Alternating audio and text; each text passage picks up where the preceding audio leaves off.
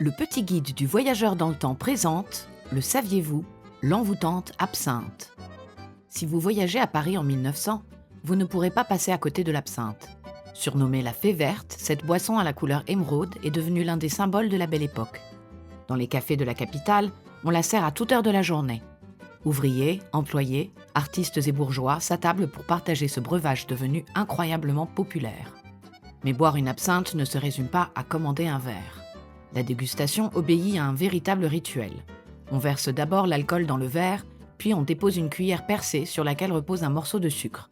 Lorsque l'eau glacée s'écoule lentement, le liquide se trouble et prend une couleur laiteuse. Les amateurs appellent cette transformation le louche.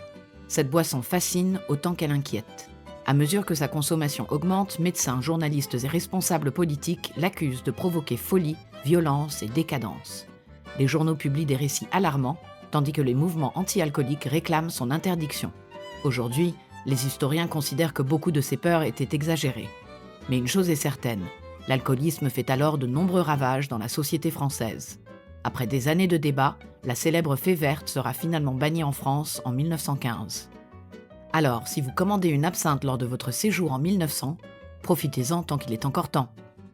Si vous souhaitez en savoir plus sur la vie à Paris en 1900 ou à Londres en 1600, sachez que le petit guide du voyageur dans le temps est disponible dans toutes vos librairies en ligne. N'hésitez pas non plus à vous abonner et à partager.